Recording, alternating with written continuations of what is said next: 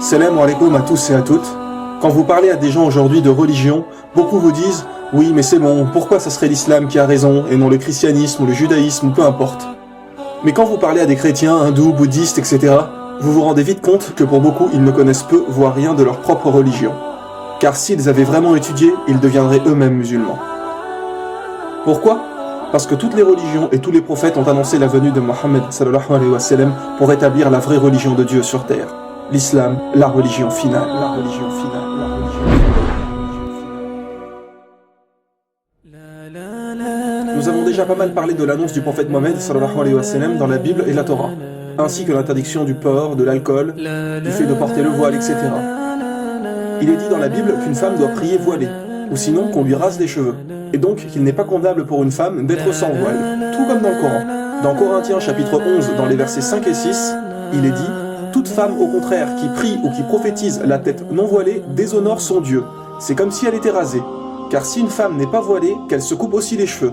Or, s'il est honteux pour une femme d'avoir les cheveux coupés ou d'être rasée, qu'elle se voile. » Cela pour rappeler que Dieu nous a toujours envoyé une seule et même religion. Une seule et même religion. Une seule et même religion.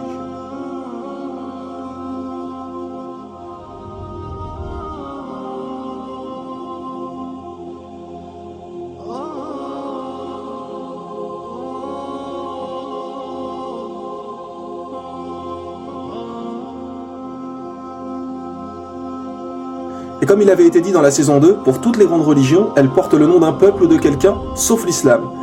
L'islam veut dire faire ce que Dieu nous demande, alors que les autres noms ont été inventés suite à quelqu'un généralement. Le christianisme pour Jésus-Christ. Donc quoi, avant Jésus, la religion de Dieu n'existait pas?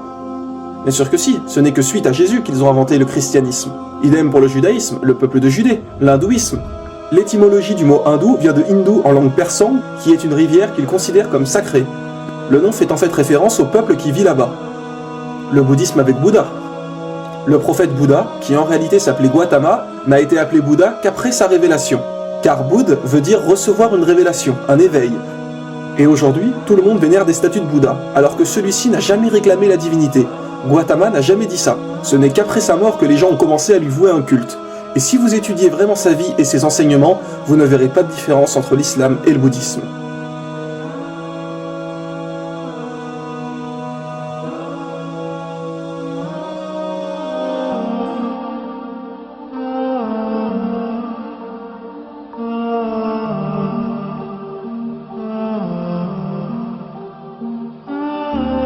Attention, nous ne disons pas que Bouddha était forcément un prophète d'Allah, car aucun verset du Coran ou hadith mentionne son nom comme prophète. Et tant qu'il n'y a pas un texte du Coran ou un hadith pour confirmer quelque chose, nous ne pouvons être sûrs à 100%. Seulement, nous savons qu'un jour, on a interrogé le prophète Mohammed sallallahu alayhi wa sallam sur le nombre de prophètes, et il a répondu 124 000 prophètes et 315 messagers. Alors maintenant, quelle est la différence entre un prophète et un messager? Un prophète est quelqu'un qui a reçu une révélation, mais qui n'a pas forcément transmis un message. Par exemple, Mohammed sallallahu alayhi wa sallam était un prophète et messager, puisqu'il a reçu une révélation et nous a également transmis le Coran. Idem pour Moïse, qui nous a donné la Torah. Mais un prophète n'est pas forcément un messager. Dieu peut simplement lui parler et lui donner des commandements, sans lui donner un livre à transmettre à son peuple. Mais Allah a dit dans le Coran, à chaque communauté un prophète. Ce qui est bien évidemment juste. Allah n'a jamais laissé une seule communauté sans prophète. Donc peu importe où sur terre et à quelle époque, chaque communauté a eu un prophète pour les guider. Ce qui explique le nombre de 124 000 prophètes.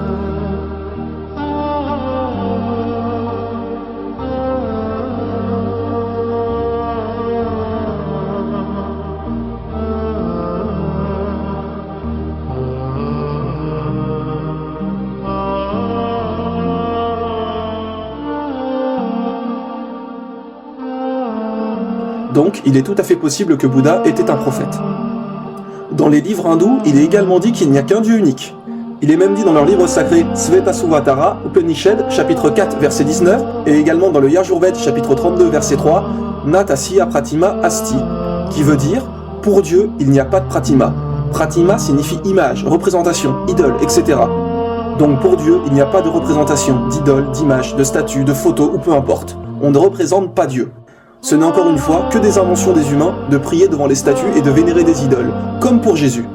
Il est dit dans la Bible, Exode chapitre 20, versets 3 à 5, « Tu n'auras pas d'autre Dieu devant ma face, tu ne feras point d'image taillée, ni de représentation quelconque des choses qui sont en haut dans les cieux, qui sont en bas sur la terre, et qui sont dans les eaux plus bas que la terre. » Et attention, écoutez bien, il est aussi mentionné, « Tu ne te prosterneras point devant elle. » Oui, il est bien dit, tu ne te prosterneras point devant elle.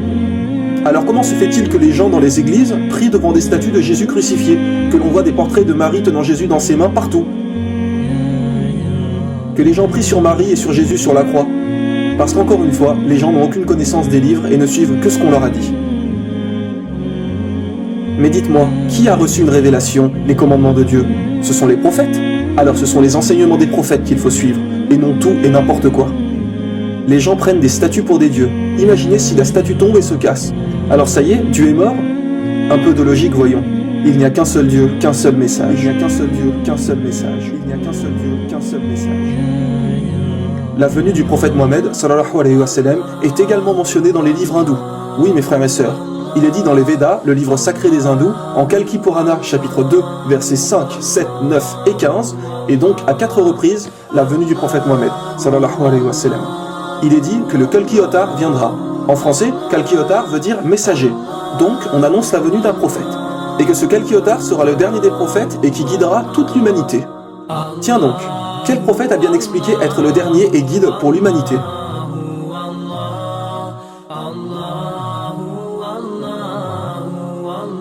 Il est dit que le nom du père de ce prophète serait Vishnuash, qui veut dire serviteur de Dieu.